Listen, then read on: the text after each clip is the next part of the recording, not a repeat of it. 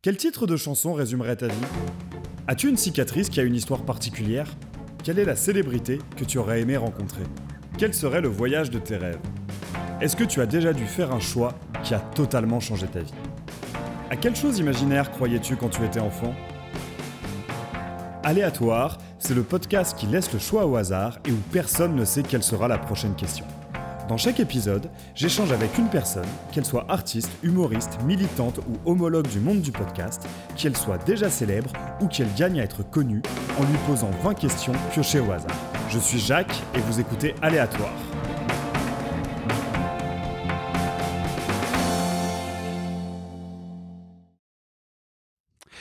Bonjour à toutes et à tous, chers on va reprendre. Ça fait un moment que je ne l'ai pas fait. Ok, donc voilà, on est parti. Bonjour à toutes et à tous, chers auditeurs et auditrices d'Aléatoire. Je suis très heureux de vous retrouver aujourd'hui en compagnie de Nastasia Hadjadji. Je prononce bien ? Tout à fait bien. Parfait. Salut Anastasia. Salut Nastasia. Bonjour Jacques. Très heureux que tu aies accepté mon invitation à participer à Aléatoire et que tu m'accueilles chez toi à Pantin. Alors, pour la petite histoire, c'est pas la première fois qu'on se retrouve, toi et moi, derrière un micro. On avait déjà échangé il y a 5 ans à l'occasion des 20 ans de Radio Campus Paris pour l'émission sur les musiques alternatives où tu étais intervenue en tant que programmatrice du festival Comme nous brûlons. On va y revenir. Alors, ton activité principale, ton activité, tu es journaliste indépendante et tu viens de sortir Nos Cryptos, comment Bitcoin a envoûté le monde aux éditions Divergence. Mais moi, j'avais le souvenir et en scrutant ton LinkedIn, j'ai vu ça, que depuis à peu près une dizaine d'années que tu es journaliste, t'as plutôt commencé en tant que journaliste musical et sur les cultures alternatives, on va dire. Du coup, est-ce que tu veux te présenter et nous présenter ton début de parcours en tant que journaliste ? Alors oui, tout à fait. Effectivement, j'ai commencé mes premières piges sur des sujets en lien avec la musique, notamment pour un site web aujourd'hui défunt, même si toujours en ligne, en tout cas plus en activité, qui s'appelle The Drone, qui était l'émanation d'une boîte de prod, 1000 grammes, qui du coup a été centrée sur la création musicale indépendante, underground, avec une ligne éditoriale assez exigeante. Ça a été longtemps piloté par Olivier Lam, qui est aujourd'hui qui écrit sur la musique pour Libération. Et ça avait été par la suite piloté par Marc-Aurèle Bally, qui est donc le rédacteur en chef avec lequel je collaborais. Et donc j'écrivais un peu pour The Drone et puis de manière générale pour d'autres sites en ligne sur des problématiques culturelles ou un peu plus lifestyle, comme Combini notamment. Et puis, j'ai aussi eu l'opportunité de réaliser des reportages pour l'émission Trax de Arte. Donc, beaucoup sur la musique, en effet. Cette veine un peu de journaliste musical, je l'ai après poursuivie plus en autodidacte à l'occasion d'une émission de radio qui s'appelait Music Her Story, qui était donc sur la création sonore expérimentale, donc de la noise, de l'ambiante, des musiques expé en gros, mais vu avec un prisme féministe, parce que j'avais fait le constat, et on avait d'ailleurs fait un article à l'époque, que ces cercles de noise et de musique expé étaient extrêmement masculins. Ouais. Et qu'il y avait vraiment un fort déficit de représentation des femmes et alors même qu'il y avait de super artistes en vérité au sein de ces scènes, mais il y avait vraiment une pesanteur masculine dans ces espaces assez évidente. Effectivement, comment ça, la harsh noise est très masculine. Je me souviens que d'ailleurs tu avais déjà fait ce constat lors de l'émission il y a 5 ans en parlant de la noise et du côté très masculin de la noise. Et justement, ça m'avait marqué et je l'avais noté, ce côté très pluridisciplinaire en tant que journaliste quand tu travaillais sur la musique, là où aujourd'hui tu es quand même beaucoup plus sur de l'écrit. Oui, j'ai l'impression. majoritairement. Ouais. Parce que du coup, avant de devenir journaliste musical, ton parcours, t'as fait une école de journalisme ou pas du tout? T'es arrivé parce que j'imagine que The Drone, c'était du bénévolat ou c'était pigé? Rémunéré. C'était rémunéré?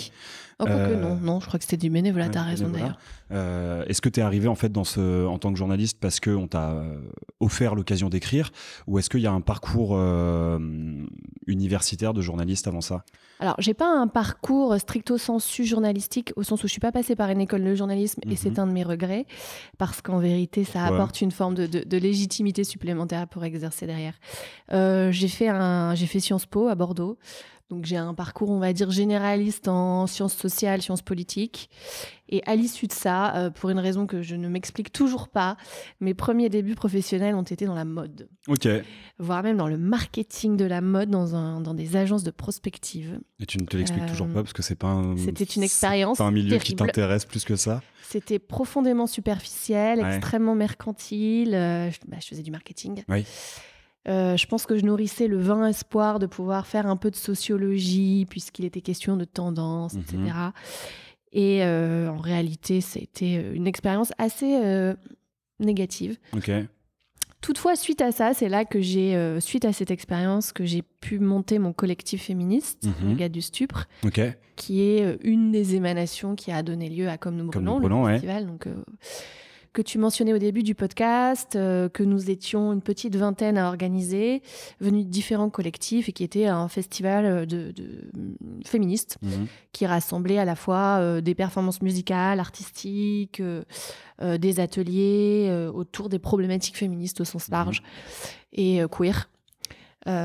Qui s'est tenu sur 3 éditions et qui a connu par la suite des déclinaisons, mais à Marseille. Oui, là où on a arrêté de le faire à la station Gare des Mines, qui nous a accueillis 3 années consécutives. Très bien. Et suite à ça, je suis rentrée à l'ADN, un média pour lequel j'ai travaillé pendant 5 ans. Un média centré sur l'innovation, les techs et globalement les tendances de l'innovation de société. Et c'est en gros à l'ADN que j'ai pu affirmer une forme de goût déjà pour l'industrie du numérique et des technologies. J'avais déjà mon bagage, on va dire, de Sciences Po qui me portait à observer tout ça avec un regard critique et un regard issu des sciences sociales. Et donc, à force de m'intéresser au numérique, à l'économie du numérique, j'ai croisé ce sujet des cryptoactifs que j'ai commencé à couvrir avec une forme de grand intérêt et voire même j'étais sincèrement de fascination, alors peut-être pas de fascination, mais je pense qu'au début j'avais un a priori très positif sur ces technologies qui se présentaient parées des atours de l'alternative, avec toute cette rhétorique sur le fait qu'il faille trouver des alternatives au système financiarisé, et ce constat sur lequel je converge c'est vrai avec les gens qui portent cette industrie. Comme première promesse, c'est assez alléchant. Voilà. Et j'ai commencé, on va dire, à couvrir ce sujet de manière relativement agnostique, ce qui est de toute façon le regard que le journaliste est censé porter sur ces sujets. Mais très vite, je me suis rendu compte qu'il y avait quand même un angle mort dans tout ça. C'est que je faisais le constat qu'on avait un sujet assez fascinant parce que situé au carrefour entre économie, technologie et politique, mais que ce regard sur précisément l'idéologie, les sous-bassements idéologiques de cette technologie étaient absents, en tout cas dans le champ médiatique français, où en fait le traitement de ces sujets crypto était globalement hyper reprenait tout le gospel produit par l'industrie pour s'auto-célébrer. Et c'était un traitement plutôt, un peu laudateur, de tout ça, parce que l'innovation, parce que le futur de la finance, parce que ci, parce que ça. Alors que moi, je commençais déjà à m'intéresser du côté des sources anglo-saxonnes sur quand même des regards beaucoup plus critiques sur cette industrie. Par ailleurs, cette dimension plus affirmée sur la critique, je ne pouvais pas vraiment la porter dans le cadre du média pour lequel je travaillais. D'accord. Et donc, voilà, le projet d'en faire un livre m'est apparu comme étant une bonne suite pour ma carrière. Et donc, j'ai quitté l'ADN en juillet 2022 pour me lancer comme pigiste. Oui, c'est ça. J'ai noté que tu avais aussi écrit pour Le Monde, Pixel, les EcoStars, Tusbec, Erika et Numérama. Voilà, et ce qui m'a vraiment confirmé dans l'intention d'écrire le livre, c'est un reportage que je suis partie faire à Londres pour une conférence qui est le premier grand événement à rassembler les voix technocritiques et crypto-sceptiques du monde, entre guillemets. Alors, le monde étant globalement anglo-saxon, il y avait des Américains, des Britanniques, mais pas que.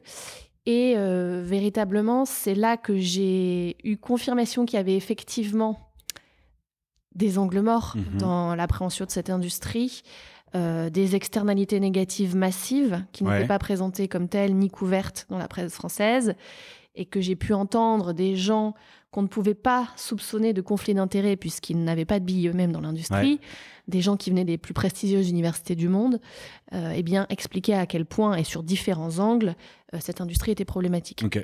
Et donc de couvrir cet événement en écoutant ce qui s'y est dit et en rencontrant ces personnalités, faut quand même savoir que c'est des gens qui sont énormément attaqués malgré leur légitimité. leur légitimité académique pour la plupart, qui sont que je le répète, c'est des gens d'Oxford, du MIT, de la London School of Economics, de toutes les grandes universités du monde.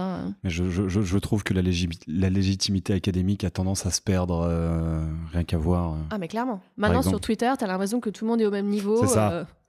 John Doe et puis le PhD d'Oxford, quoi. Donc, sur un autre sujet, voir comment les économistes ont été traités pendant la réforme des retraites montre que la légitimité. Et donc voilà, tout ça m'a confirmé dans le fait qu'il y avait là énormément il y avait en tout cas un énorme déficit dans la presse française sur cette appréhension critique de l'écosystème des cryptos. Et potentiellement, du coup, plein de sujets à traiter par la suite, et que moi, j'avais peut-être finalement un boulevard pour justement apporter ce regard technocritique sur ce sujet, mais un regard qui peut se décliner sur d'autres problématiques technologiques. Très bien. Alors, avant qu'on parle un peu du contenu de ce livre, parce que je pense que j'ai beaucoup de mes auditeurs et auditrices qui seraient totalement d'accord avec toi, mais qui ignorent un peu de quoi on parle, et donc je pense leur faire un peu de vulgarisation peut aider. Je veux bien qu'on s'attaque un peu plus au processus d'écriture. Comment tu as développé ton écriture? À partir de quel moment tu t'es dit, ok, j'ai un livre, je me lance sur un livre? Est-ce que tu avais déjà écrit des choses qu'on retrouve aujourd'hui dans le livre, ou vraiment tu t'as vu ce boulevard dont tu parlais et tu t'es dit, faut que j'en fasse un livre, et à ce moment-là, tu as commencé à écrire? Et aussi, comment s'est trouvée la recherche et le fait de trouver un éditeur pour ce sujet qui, comme tu sembles le dire, était absolument pas abordé en France, aussi bien dans les médias que dans les maisons d'édition? Abordé de manière critique. Oui, non, bien sûr, abordé de manière critique, évidemment.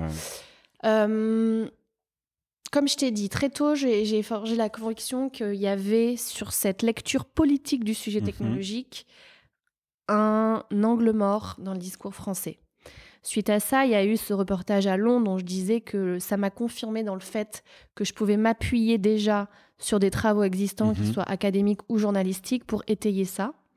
Et moi, j'avais, de par mes reportages pour Le Monde, tu l'as mentionné, mais aussi pour Les Échos et même à l'ADN, déjà beaucoup défriché le sujet en réalité. J'avais rencontré une bonne partie de l'industrie en France.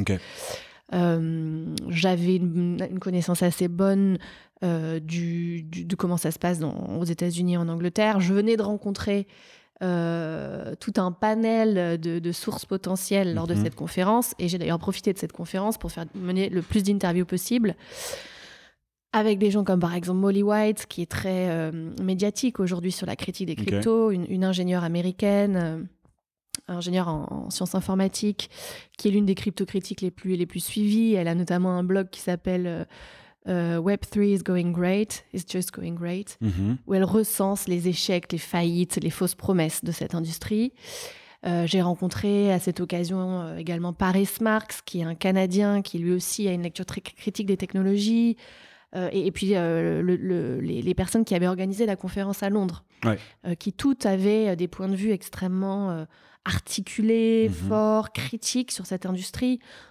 J'ai aussi rencontré des journalistes américains. Je dois citer Jacob Silverman, qui écrit pour New Republic, notamment un journal de gauche aux États-Unis. Son acolyte étant Ben McKenzie, qui est un ancien acteur à succès de la série DOC. Alors bon, perso, j'ai jamais vu la série, mais apparemment c'est quand même une star aux États-Unis. Oui, le nom dit quelque chose, effectivement. Qui est devenu un crypto-critique de premier plan également. D'accord. Et ils vont sortir un bouquin là, au mois de juillet 2023 sur là aussi les échecs en gros de la crypto, revenir sur tous les scandales, les dynamiques de fraude, etc. Et des Britanniques aussi, je pense à David Gerard, qui a écrit un super bouquin sur les faillites de la blockchain et à quel point cette technologie c'est R, mais qu'on la market comme étant la révolution du siècle. Oui, donc, je voulais l'aborder, mais vas-y, Juste pour citer ces noms, c'est que j'avais en fait des sources, je pouvais me référer à leurs travaux, j'avais en fait déjà une armature intellectuelle sur laquelle m'appuyer. Et je pense que mon livre est déjà en fait une grosse synthèse de l'existant en matière de recherche académique, et c'est ce qui m'a aidé à construire l'architecture. Et après, comment je l'ai construit, c'est que je me suis dit, je dois aborder dans ce livre, que je destine non pas aux puristes du Bitcoin et à ceux qui sont déjà dans l'industrie, mais au contraire, il faudrait essayer d'élargir un petit peu la connaissance de ce sujet au plus grand nombre. Donc, je dois aborder les grandes controverses de cette industrie, que ce soit la question écologique, la question autour du néocolonialisme dont cette industrie se fait le relais, la question politique, évidemment, avec cette idée de la porosité avec la matrice intellectuelle de l'extrême droite, qui est un peu ma thèse, l'une des plus importantes. Donc, ces grandes questions, je devais les articuler. Par ailleurs, je devais ne pas me corneriser dans une lecture techniciste d'un sujet qui est déjà perçu comme complexe, qu'il l'est. Bien sûr, oui. Et donc, en tant que journaliste, le gros du travail, c'était aussi comment je dois raconter des histoires à partir de ce sujet technique. C'est la raison pour laquelle je commence par un chapitre 1, volontairement, qui incarne un petit peu cette industrie technologique, un petit peu désossée, un petit peu sans corps. Au contraire, j'essaie de lui donner un corps en racontant les histoires de personnages fondateurs, en essayant d'établir une cartographie forcément approximative, mais de qui sont les gens qui achètent des cryptos. Donc là, c'était aussi dans la construction du livre assez important que de ne pas techniciser ou opacifier par une lecture technique un sujet qui est déjà un peu rebutant, tu vois. Oui, bien sûr, Donc tout mon travail après, mais ça c'est du travail journalistique, ça a été de travailler l'écriture. Et j'avais les idées assez claires finalement quand j'ai fait mon plan, donc j'ai fait un plan. Je suis allée solliciter mon éditeur avec une note d'intention chapitrée où je lui proposais 6 chapitres qui n'ont pas bougé. Suite à quoi, alors moi j'avais identifié Divergence parce que je connaissais un certain nombre des titres qu'ils ont sortis, que j'y voyais une jeune maison d'édition indépendante. Bon bah voilà, ça correspond, on en a parlé au début, un petit peu à à mon éthique personnelle, à mes valeurs, etc. Que sur ce livre, j'avais envie de me positionner aussi sur le plan politique. Oui. J'avais envie d'affirmer des idées sans en gommer la conflictualité. Donc voilà, je voulais affirmer une critique politique de l'industrie des cryptos. Et il m'est apparu que Divergence était une maison d'édition qui me correspondait. Donc je les ai sollicités, ils m'ont répondu très vite. On s'est rencontrés et puis suite à ça, ils m'ont demandé de faire un plan plus détaillé pour voir où est-ce que tu en étais dans ta réflexion. Voilà, donc là j'ai fait un gros plan détaillé, ce qui m'a demandé plusieurs semaines. Et donc si tu veux, à l'issue de ça, ils ont dit ok, vas-y, go. Avec ce gros plan détaillé, j'avais déjà vraiment mes rails qui étaient posés. Et le travail d'écriture m'a demandé 6 mois. On était convenu de le sortir vite, ce qui, je pense, était un choix intelligent parce que je pense que là, l'année 2022 a été particulièrement rude dans l'industrie des cryptos. Et bien là, je pense que ça va continuer un petit peu dans cette dynamique. Et donc, il fallait sortir un livre vite. On va dire aux prémices de bouleversements peut-être majeurs. Il fallait le sortir maintenant. Puis, il fallait frapper un peu vite et fort. Oui, parce qu'il y a eu effectivement, c'était à la rentrée qu'il y a eu un scandale autour d'une plateforme. C'était en novembre 2022. En novembre 2022, ouais. Là, aujourd'hui, Binance est dans la tourmente. Donc, il se peut que, justement, l'ensemble de ces gros acteurs centralisés, bourses d'échange, qui sont quand même des points d'entrée et de sortie incontournables pour acheter des cryptos et les revendre, ça, c'est en train d'être totalement bouleversé par notamment un sursaut de la part des régulateurs américains. Les États-Unis étant encore le plus gros du marché des cryptos. Donc, en fait, il fallait sortir le livre vite. Donc, j'ai eu 6 mois d'écriture, ce qui est... bien, bon, c'est assez court quand même. Pour un essai, c'est un peu musclé, mais voilà. Donc en fait, j'ai commencé environ en octobre et j'ai terminé fin mars. Et le livre a paru fin mai. Ah oui, très rapide. Et alors du coup, je manque pas une occasion sur ce podcast parce qu'il y a une question, peut-être que tu tomberas dessus, qui sait, quelle est la passion que tu ne comprends pas chez les gens, que tu vois chez les gens et que tu ne comprends pas. Et moi, je ne manque pas une occasion de répondre les cryptos et les NFT surtout. Mais je pense que toutes les auditeurs et auditrices sont un peu comme moi assez réticents à cette technologie. Moi, un peu plus par l'observation des personnes qui s'intéressaient à ce genre de sujet, où je me disais, bon, ça n'a pas l'air d'être une si bonne chose, mais je veux bien qu'on fasse un peu une présentation de ce milieu-là et de quelques-unes de ces polémiques que tu abordes dans nos cryptos pour inciter mes auditeurs et auditrices à aller se procurer le livre. Mais alors déjà, est-ce que tu peux nous expliquer quelle est la différence, enfin, qu'est-ce que c'est qu'une crypto-monnaie, qu'est-ce que c'est que la blockchain et qu'est-ce que c'est qu'un NFT, vu que c'est quand même très lié? Alors, les crypto-actifs sont des reproductions numériques de valeur. Les gens qui ont inventé les cryptos l'ont fait dans le sillage de la crise bancaire et financière de 2008, même si je montre dans mon livre que ce n'est pas le seul marqueur historique pour comprendre l'émergence de cette industrie. On y reviendra peut-être, mais il faut aussi se replonger et remonter à la fin des années 80, et notamment à la naissance d'un mouvement qui s'appelle les cypherpunks, qui est un mouvement de cryptographes, d'ingénieurs informatiques, de geeks américains, qui, dès la fin des années 80, entrent en lutte contre l'État américain au nom de valeurs comme la liberté numérique, contre la surveillance en ligne qui en est à ses prémices, contre des agences gouvernementales comme la NSA notamment, qui sont un petit peu les poissons pilotes de ces dynamiques de surveillance. Et ils trouvent très tôt dans la monnaie l'un des outils pour réaliser leur utopie politique, qui est de faire société en dehors de ces États.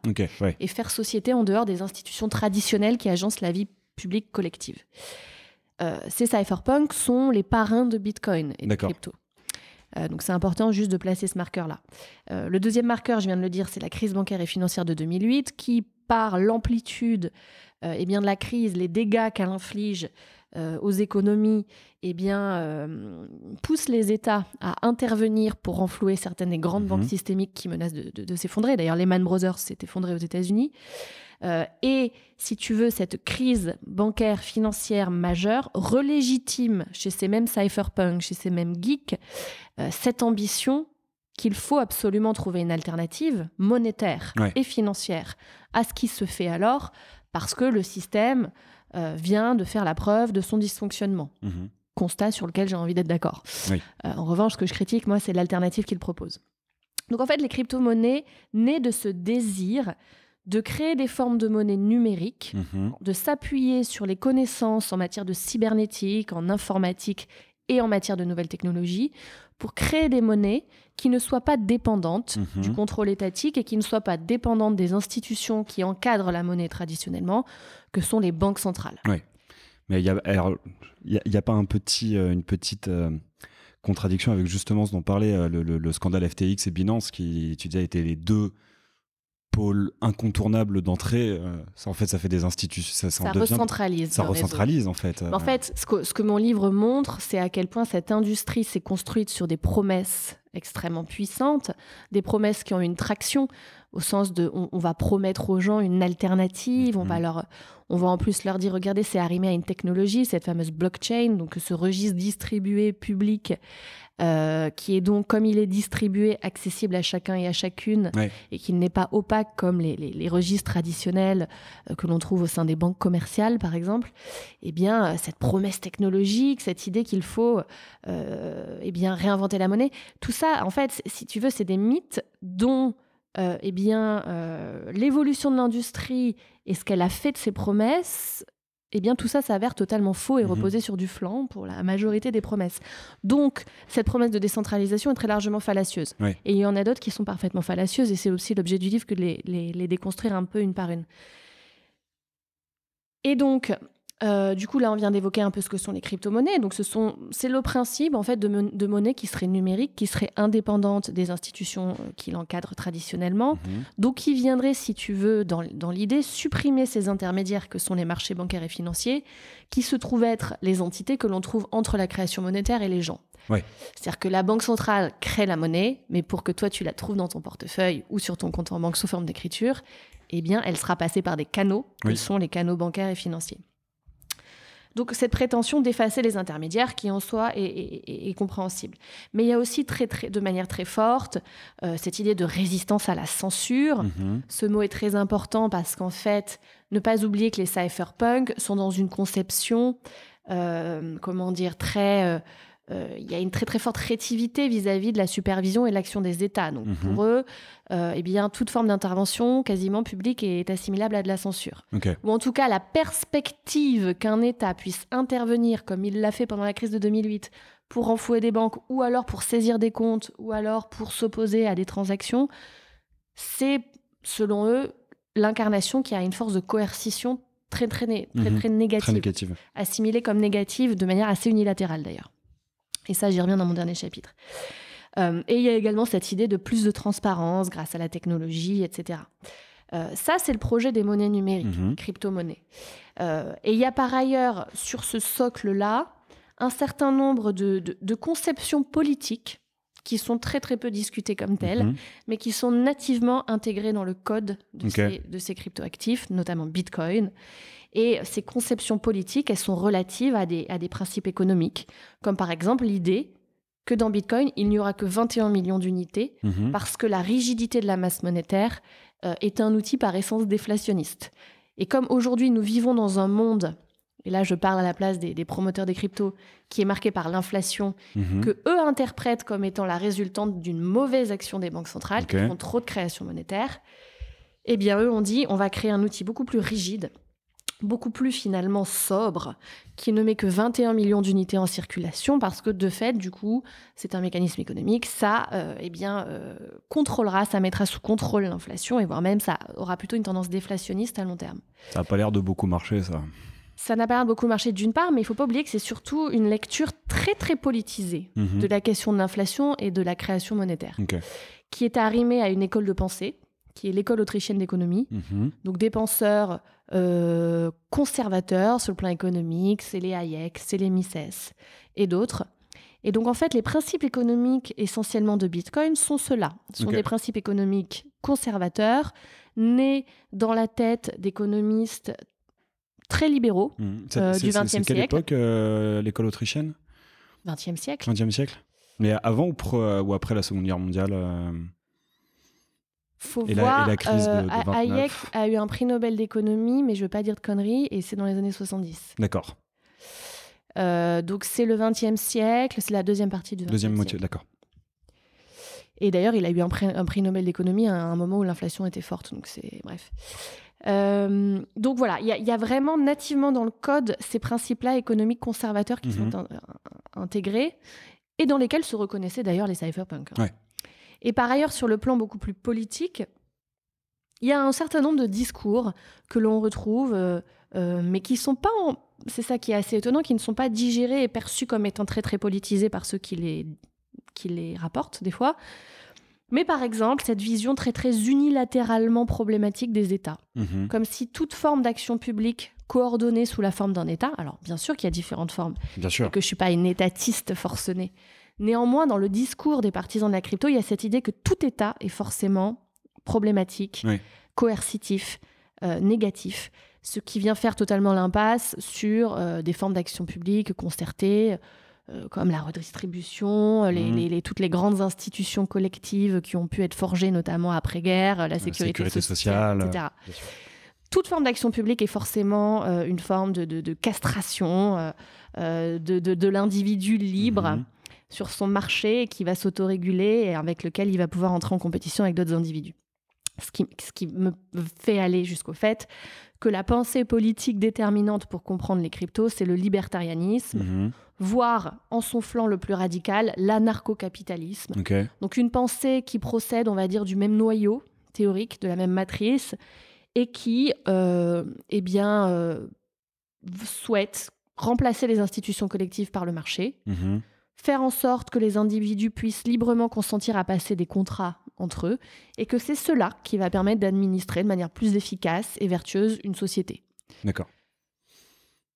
Le primat de l'individu sur le marché, remplacer l'État par le marché, détruire ou rendre à une portion extrêmement congrue toute forme d'institution collective, tout en ne questionnant pas trop le pouvoir des entreprises privées. Oui. Globalement, le libertarianisme et l'anarcho-capitalisme, c'est ça. D'accord. Sachant que l'anarcho-capitalisme est une ramification plus radicale encore que le libertarianisme politique, on va dire plus classique. Donc en fait, cette matrice-là, ce cyber-libertarianisme, puisqu'on a un libertarianisme politique qui a fait mariage avec la tradition cybernétique des cypherpunks, c'est ça en fait l'espèce de matrice qui forge Bitcoin et les cryptos.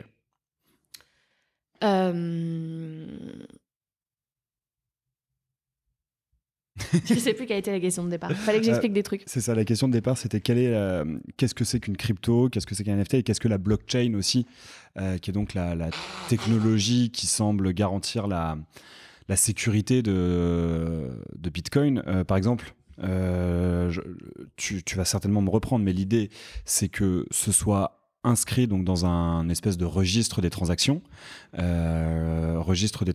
qui est écrit à travers plusieurs serveurs dans le monde, ce qui empêche sa falsification. Et donc j'avais vu par exemple les quelques rares personnes critiques de crypto que j'avais pu lire à l'époque étaient, on va dire, critiques des crypto-monnaies et notamment de l'aspect spéculatif de Bitcoin, mais semblaient dire que la blockchain en elle-même était une bonne idée et pouvait avoir des usages positifs. Et notamment, ils utilisaient l'idée de la sécurité sociale, d'une sécurité sociale qui serait inscrite dans la blockchain. Donc, je ne sais pas si tu veux reprendre ma définition de la blockchain dans un premier temps et nous dire si ça aussi, c'est une promesse qui, comme pour le Bitcoin, s'avère tenir plus du flanc que du concret. Alors déjà, je vais commencer par répondre à la première question, qu'est-ce qu'une crypto-monnaie ? Il y a deux manières de répondre à cette question.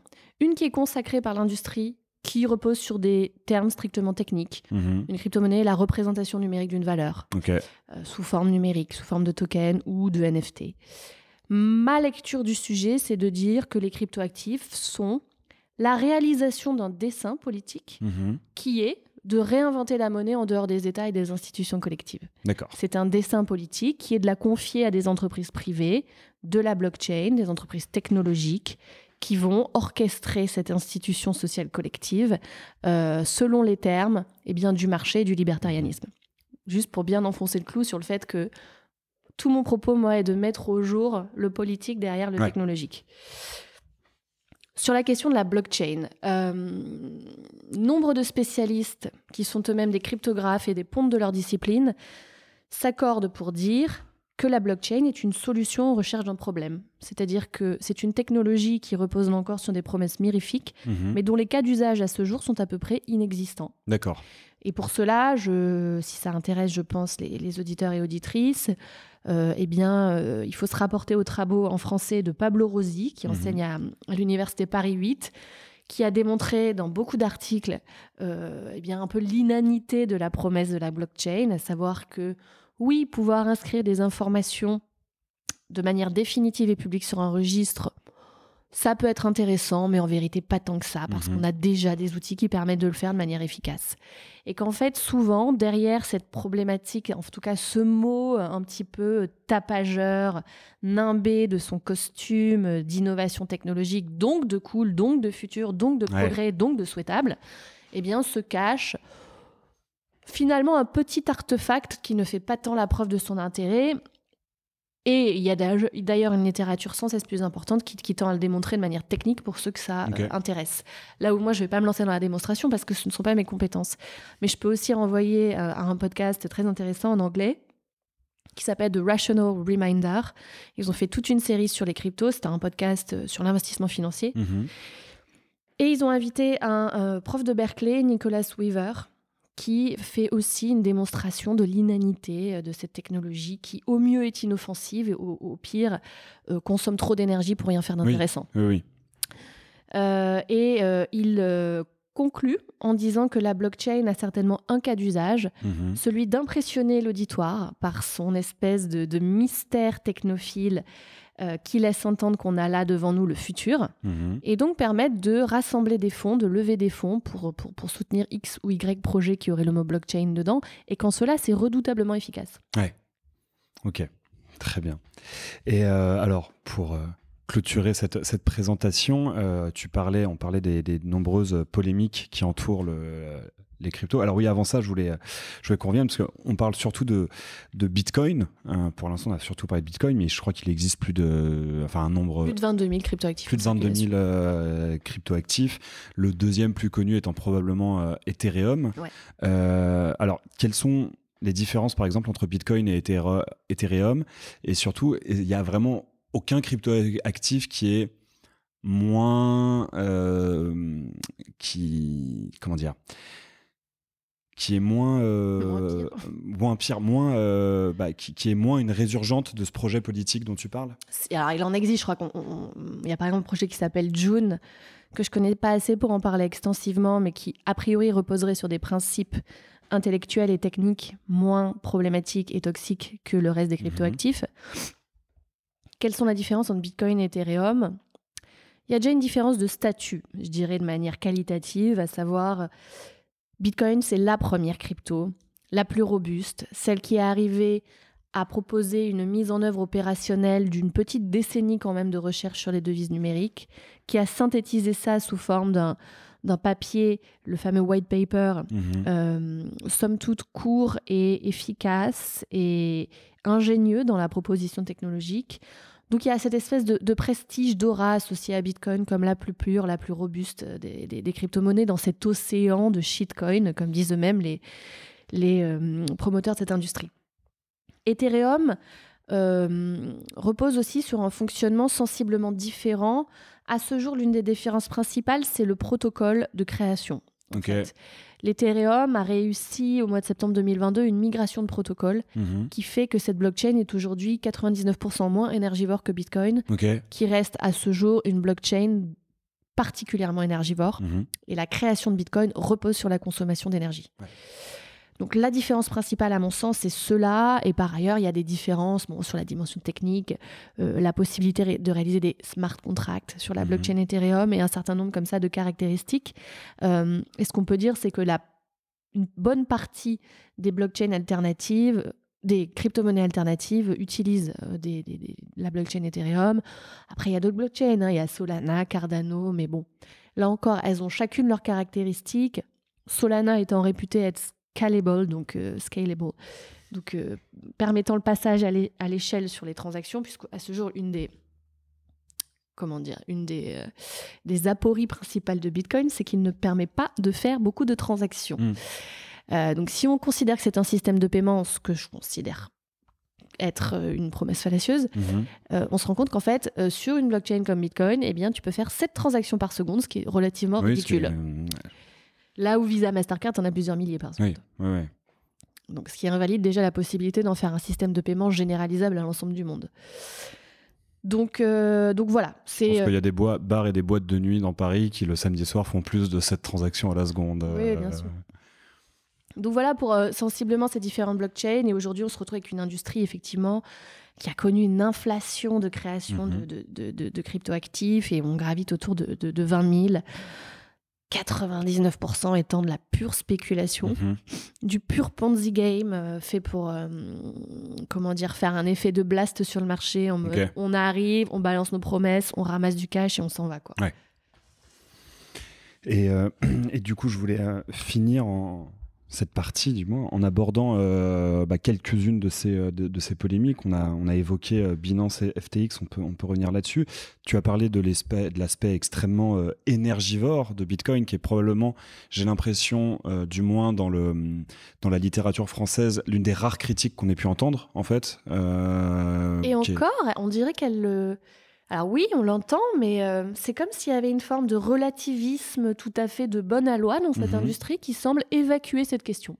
Oui, ça consomme une énergie folle, mais bon, c'est tellement génial et révolutionnaire et trucs et bidules et blablabla que finalement la critique semble leur passer un petit peu au-dessus, mais moi ça me paraît être l'éléphant dans la pièce quand même. Ce qui invalide d'ailleurs toute forme de discours comme étant non mais Bitcoin est différent. Oui, mais en fait si tu as ne serait-ce que des micro-convictions écologiques, tu ne considères pas que cette externalité négative est si gigantesque que tu peux pas tolérer le reste. Parce que tu as une idée de la consommation d'une transaction Bitcoin ? Alors, les ordres de grandeur sont extrêmement approximatifs. J'explique aussi dans mon livre que c'est très difficile d'évaluer avec exactitude la consommation énergétique de Bitcoin, mais il y a des sites comme Diginomics qui, d'une part, font des ordres de grandeur et essaient de mesurer cette consommation. Mais c'est colossal. Je voudrais pas donner des ordres de grandeur fallacieux, mais c'est vraiment extrêmement important pour, encore une fois, un actif financier spéculatif. C'est pas comme si on mettait du jus dans quelque chose qui rend un service à la société à ce jour.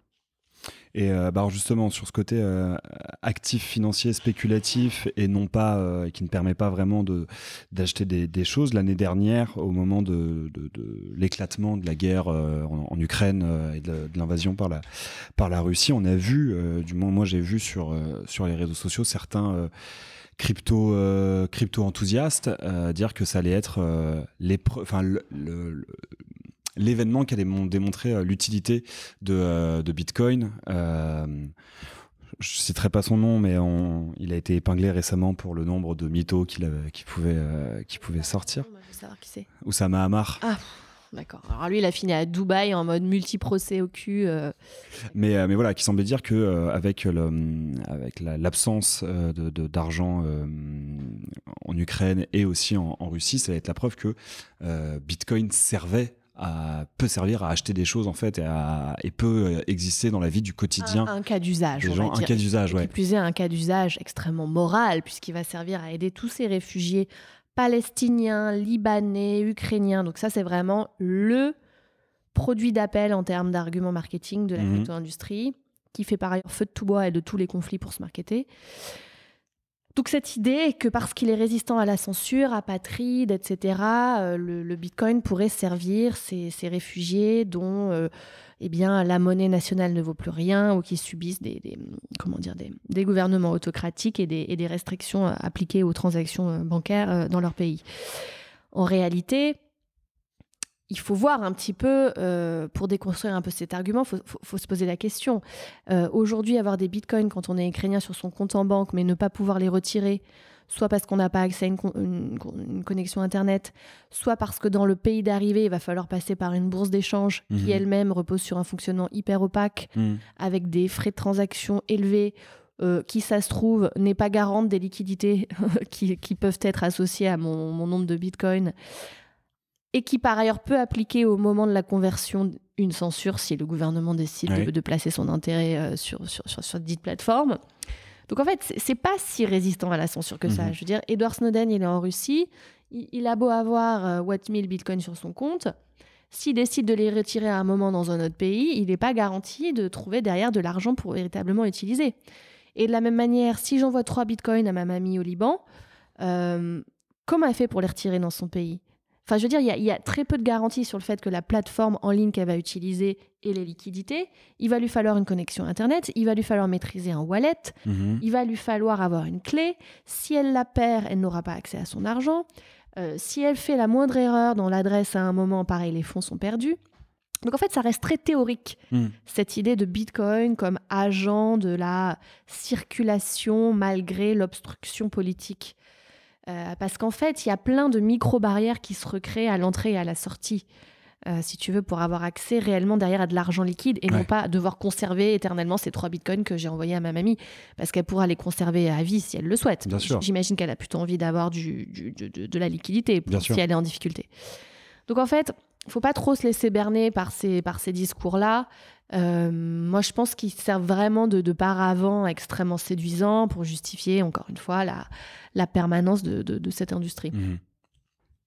Et je voulais donc revenir, et je pense que ça va avoir un lien donc avec cette idée que Bitcoin fait feu de tout bois pour faire sa promotion et de tout conflit. Mais donc tu parlais dans les nombreuses polémiques que tu abordes dans ton livre de l'aspect néocolonial de Bitcoin. Si tu veux développer un peu plus, parce que c'est vrai que en tant que profane total et de personnes qui s'y intéressaient un peu loin et qui en même temps s'intéressent aux questions de néocolonialisme, notamment à l'heure où on parle avec ce qui se passe dans les banlieues et suite à l'assassinat de Naël. Bon, je m'intéresse aux questions néocoloniales, mais c'est vrai que au premier abord, je vois pas forcément le lien entre cryptoactifs, Bitcoin et projet néocolonialiste. Eh bien, le lien, il existe et il est caché, et il est astucieusement caché par cette industrie sous cette espèce d'inflation de discours qui tient à présenter Bitcoin comme, et les autres cryptos, mais majoritairement Bitcoin, le levier de l'émancipation des personnes du Sud global qui n'ont pas accès à un compte en banque.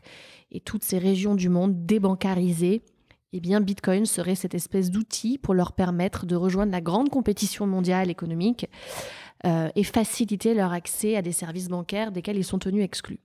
Ça, c'est le discours canonique. Mais ce qu'il faut voir, c'est que ce support est dans les faits, en tout cas, cette technologie se fait aujourd'hui le relais de logiques extractivistes, néocoloniales, qui sont extrêmement problématiques et desquelles on devrait plus se préoccuper, à mon sens. Et c'est un sujet, je pense, c'est un vrai angle mort du débat. Et je vais expliquer pourquoi. Aujourd'hui, il y a un pays dans le monde qui a adopté Bitcoin comme monnaie légale, c'est le Salvador. Oui. C'est pas pour rien que soit le Salvador qui a adopté Bitcoin comme encours légal. C'est un pays qui, comme globalement tous les pays qui se sont intéressés à cette technologie, a des caractéristiques particulières. C'est un petit pays qui ne possède pas de devise nationale et qui du coup, dont la monnaie principale est le dollar américain. Ok. Ce qui a son importance parce que c'est donc un pays qui n'a pas de souveraineté monétaire. C'est un pays qui a une économie en très grande difficulté, qui est donc déstabilisé sur le plan économique, mais c'est aussi un pays déstabilisé sur le plan politique, parce qu'il y a une histoire d'incurie politique, de corruption et d'affaiblissement des institutions politiques au Salvador très importante, qui est d'ailleurs le fait d'une partie de la gauche politique au pouvoir là-bas. Et c'est donc un pays qui, globalement, a des structures collectives, politiques, économiques faibles. Ça, ce sont des caractéristiques que l'on va retrouver de manière assez constante chez tous les pays qui se sont de près ou de loin intéressés aux cryptoactifs comme alternative. Ouais. Tu vas le retrouver au Venezuela, tu vas le retrouver dans certains archipels du Pacifique, et évidemment, tu le retrouves dans certains pays d'Afrique. Et aujourd'hui, les pays d'Afrique qui se sont intéressés au Bitcoin et aux cryptoactifs sont parmi les plus pauvres du continent. D'accord. Ceux où les structures politiques sont les plus faibles, ceux où les généralement et aussi les gouvernants sont les plus autoritaires, sont potentiellement les plus corruptibles, et donc ceux qui sont dans un état quand même de faiblesse. Okay. En fait, cette industrie de la crypto, dont les racines sont en Occident, aux États-Unis en partie, mais aussi en Europe, va choisir sur la carte du monde des zones fragiles, des zones où elle peut venir combler le vide institutionnel, politique et économique, en arrivant lestée de ses promesses de développement. On va vous apporter des emplois, on va vous libérer du joug du dollar, on va restaurer votre balance commerciale, vous allez retrouver une attractivité économique dans le monde, etc., etc. Et donc, ils vont cibler un petit peu, je pense, à dessein, ces zones grises du monde. Ouais.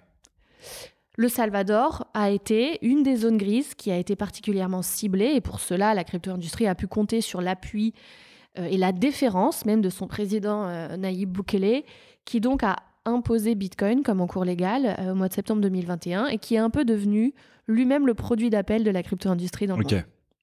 Il a imposé Bitcoin à sa population sans concertation. Oui, il se définit lui-même comme un dictateur cool d'ailleurs, et donc un dictateur cool qui s'est promené sur toutes les conférences Bitcoin du monde pour dire que voilà, le Salvador était ce nouvel État avant-gardiste qui allait propulser sa population dans l'avantage compétitif du fait de ce choix extrêmement habile et audacieux. En réalité, ce discours qui a été repris comme tel, en célébrant le Salvador comme cet État avant-gardiste, comme je le disais, a été vraiment non digéré et repris comme tel dans tous les médias du monde. Donc, énorme machine de propagande et de marketing. En réalité, la mise en œuvre opérationnelle a été extrêmement laborieuse sur place. Les gens, aujourd'hui, n'utilisent pas Bitcoin, continuent à utiliser du dollar et de l'argent liquide, qui reste un moyen patrimonial, efficace, simple, sûr de réaliser des transferts. Ce que j'ai oublié de préciser, c'est que ce sont des économies qui dépendent très très largement des transferts de fonds internationaux. Ce sont des pays où en fait il y a des très fortes diasporas qui sont installées dans d'autres zones du monde, en particulier aux États-Unis pour le Salvador, et que du coup, ce qui fait le PIB, c'est quasiment les transferts d'argent. Donc Bitcoin est arrivé en disant non mais nous regardez, on fera payer moins de taxes, on est vachement simple pour faire des transferts d'argent. En réalité, rien de tout ça est arrivé, et aujourd'hui, moins de 2% des transferts internationaux sont en Bitcoin. D'accord, oui. Par ailleurs... c'est assez faible pour une réussite. Voilà, c'est très faible pour une réussite. En fait, ce n'est pas une réussite, c'est un échec économique complet. Un échec économique qui a encore plus précarisé le pays, qui s'est lancé dans une politique d'apprenti sorcier, enfin le président en tout cas et ses ministres, d'émettre des obligations en Bitcoin pour financer la dette du pays. Donc des obligations qui sont basées sur un actif dont le cours peut s'effondrer ou réaugmenter toutes les 2 semaines. Pour financer la dette qu'il devait au Fonds monétaire international, le président a réalisé des coupes budgétaires extrêmement importantes. Et donc, les premiers concernés par ces coupes, ce sont les services publics. Bien sûr. Donc, il y a au Salvador des profs qui n'ont pas été payés depuis 4 mois, des hôpitaux qui n'ont pas le personnel, où il n'y a pas assez de lits, des routes dans un état déplorable, parce qu'en plus, il y a des événements climatiques extrêmes régulièrement dans cette zone du monde. Donc, on a en fait... Véritablement, quand on se rend sur place, ce qu'ont fait un certain nombre de journalistes, alors je ne l'ai pas fait, j'aimerais bien pouvoir le faire, mais d'autres l'ont fait pour moi, une réalité bien différente de celle des discours. Et le dernier point qui vient justifier cette analyse en termes néocoloniaux, c'est de se rendre compte que le président, pour réaliser ses desseins politiques liés à Bitcoin, a fait quasi ministre des entrepreneurs américains de la blockchain. D'accord. Vous avez une introduction dans la machine d'État publique d'entrepreneurs privés occidentaux, pour la plupart américains, qui eux-mêmes réalisent avec leur... En fait, si vous voulez, c'est une forme de décentralisation de l'administration publique à des boîtes privées américaines. Ouais, ok. C'est comme si vous aviez une gouvernance par des boîtes privées américaines d'un pays. Oui, ok. De fait. C'est ça qui me fait parler de néocolonialisme. Ce qui en soi, en plus, déjà un peu existé en Amérique du Sud pendant la guerre froide. Tout à fait. Donc, c'est que la perpétuation de la remise au goût du jour et avec les technologies du jour d'un héritage, effectivement, impérialiste américain sur cette partie du continent. On peut penser au Chili dans les années 80 avec ce que Naomi Klein a décrit comme étant la stratégie du choc néolibéral. Là, on a peut-être la stratégie du choc blockchain au Salvador. Et donc voilà, c'est cette idée de pénétration de l'appareil d'État par des personnalités et des entreprises privées américaines sur un État du Sud qui me fait parler de néocolonialisme. Oui, d'accord. Et quelque chose qui se perpétue, comme je te dis, dans des zones grises du monde où les structures précisément publiques et collectives sont faibles. Ok, très bien. Et alors, dernière question vraiment pour le coup avant qu'on passe au cœur du podcast quand même. Et peut-être que pour le coup la réponse va être très courte parce que je pense qu'il y a énormément d'autres choses à aborder, mais pour ça, lisez le livre. Mais est-ce que tu as déjà une idée de comment les choses vont évoluer et de l'avenir de Bitcoin et des cryptoactifs, pas forcément à court terme, mais à moyen et long terme? Alors, je pense déjà que c'est pas une industrie qui va disparaître. C'est une industrie qui est en train d'être durablement... elle est elle-même soumise à un choc régulatoire cette fois-ci, à savoir que les autorités américaines en particulier sont en train de très fortement attaquer les grandes bourses d'échange, notamment Coinbase, qui est une bourse d'échange importante aux États-Unis, et aussi Binance, qui est une bourse d'échange apatride éminemment problématique, qui a été ciblée par tout un tas d'enquêtes, notamment du média Reuters, pour son aveuglement volontaire quant aux opérations illégales qu'elle laissait advenir. Donc Binance qui finance le terrorisme, le blanchiment d'argent, la fraude financière sous toutes ses formes, etc. Donc elle commence à être véritablement dans le collimateur, cette plateforme, qui est aujourd'hui l'acteur principal au niveau mondial. Okay. Donc je pense que ce qui peut arriver dans les mois à venir et ce qui va arriver, je pense, c'est une forme de très gros choc sur ces acteurs indispensables que sont les bourses d'échange centralisées.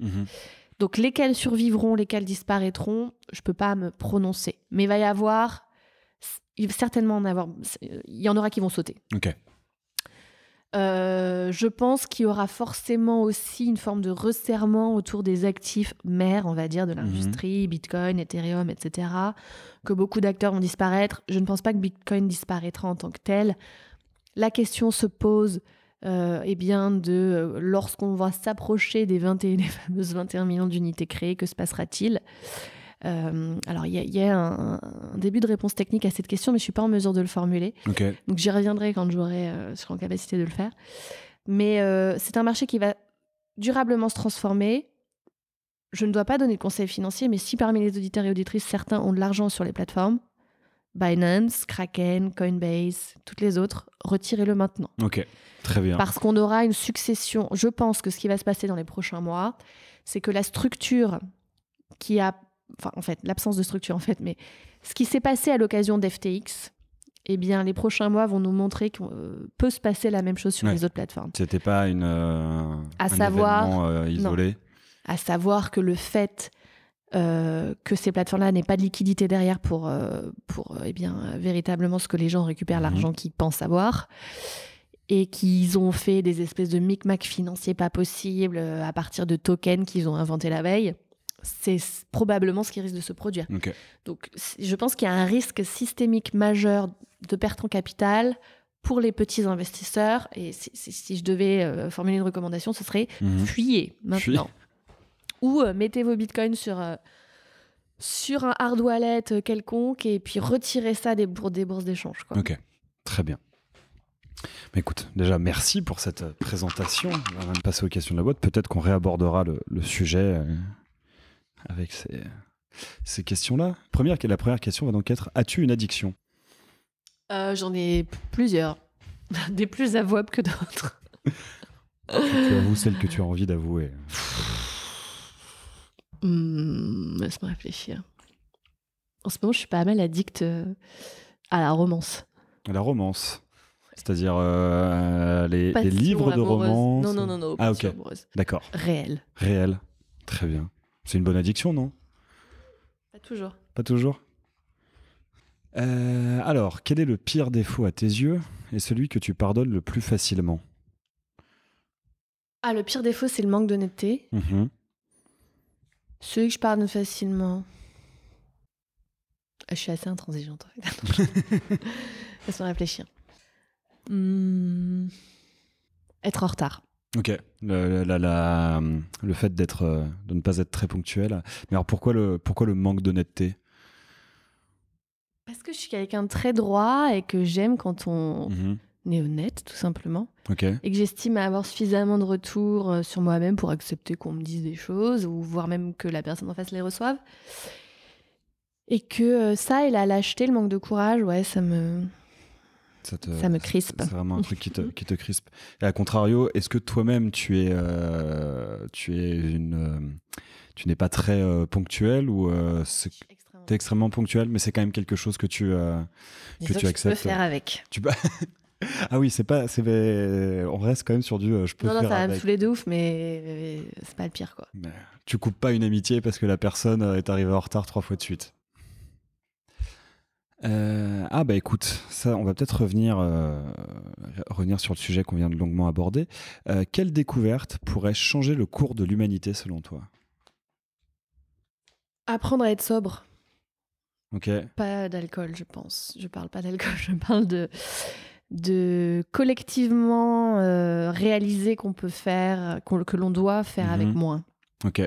Mais ouais, donc ça rentre dans le cadre de la découverte pour toi. Découvrir qu'on peut faire avec moins et que c'est pas une privation, une amputation d'une partie de soi.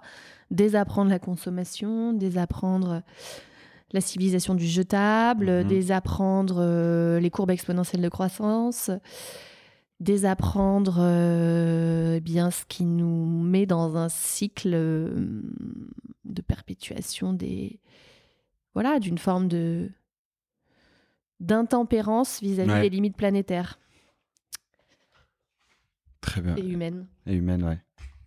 Et est-ce que tu aurais une idée d'un truc qui pourrait changer le cours de l'humanité, mais en mal ? Une découverte qui pourrait changer le cours de l'humanité, mais en mal ? Je crois qu'il y en a déjà plein. Ouais. Les milliardaires de la tech qui veulent nous envoyer sur Mars et qui refusent de voir les problèmes devant eux. Qui refusent de voir la réalité des problèmes sociétaux, à savoir la question écologique, la question des inégalités sociales. Je sais pas, les lanceurs de LBD me paraissent être des très mauvaises technologies qui font évoluer la civilisation en mal. Bon, il y en a plein déjà sous nos yeux. Pas la peine d'en inventer d'autres. Si tu pouvais vivre jusqu'à la fin de ta vie à un âge donné, lequel choisirais-tu ? Point trop vieux, mais point trop jeune non plus. 90, c'est bien. 90 ? C'est déjà... En fait, je veux pas être dans la déchéance physique ni mentale. Je pense que c'est le pire. Donc, je me donne jusqu'à 90 ans. Ok. Parce que Après, tu commences à être dans la dépendance et il y a une forme de pente qui commence à s'affirmer en mode toboggan vers la mort, quoi. Ouais. Même avant, non ? Ouais, mais à 90 ans, c'est la limite. Avant, c'est gérable. Ok. Alors, tu es plutôt pessimiste ou optimiste ? Ah, j'ai envie de faire un truc claqué au sol, mais... Réaliste ? Pessimisme de la raison, optimiste de la volonté, comme disait Antonio. Gramsci. Antonio. Je vois pas qui c'est. Gramsci, c'est un philosophe italien antifasciste qui a écrit depuis sa prison des carnets importants. Ok, d'accord. Mais donc vas-y. Je crois que je l'ai même pas bien cité, je suis désolée Antonio. Développe. Donc c'est pessimisme de la réalité. Pessimisme de la raison, optimisme de la volonté. Ça veut dire en gros être lucide quant aux multiples problématiques du monde et de l'humanité, mais être résolument tourné vers le fait de penser et d'agir en direction d'un changement vertueux. Ok. Ah, c'est plutôt... je trouve ça plutôt positif comme réponse à la, à la question. Alors on va un peu, je pense... réaborder tes premières activités en tant que journaliste. Quelle est la musique que tu peux écouter sans te lasser? Et tu ne me répondras pas la noise, parce que personne ne peut écouter de la noise sans se lasser. Bah, la noise, je la préfère clairement en live que dans mon casque. Ouais. Sans me lasser. Bah, en fait, moi, je suis assez éclectique. J'écoute beaucoup de musique et beaucoup de musiques différentes. En ce moment, j'écoute beaucoup de rap. Ok. Mais je peux m'en lasser. Oui. T'écoutes quoi en rap? Écoute, j'écoute plein de jeunes rappeurs émo qui mettent max d'autotune sur leur voix. Donc toute une scène issue des Beaux-Arts, notamment, je pense à Amor Fatigue, j'aime beaucoup, un rappeur. J'écoute une rappeuse qui s'appelle Assinine, que j'aime beaucoup, qui rappe en français. Là, j'ai découvert un gars qui s'appelle Dilly, D-E-E-L-E-E, qui a fait une mixtape très bien aussi. Et en fait, j'écoute beaucoup de rap. J'écoute cette émission chambée sur NTS qui s'appelle Gelato. Ok, ouais. Et c'est un Français qui sélectionne tous les nouveaux sons rap français. Et globalement, je trouve que le rap est un des styles de musique les plus intéressants en ce moment. Avec plein de types. J'aime beaucoup aussi Angsty KM Boys Revenge. De français, tu vois? Ça me dit quelque chose, ça, ouais. Et des deux, j'aime beaucoup Wasting Shit, qui est aussi en français.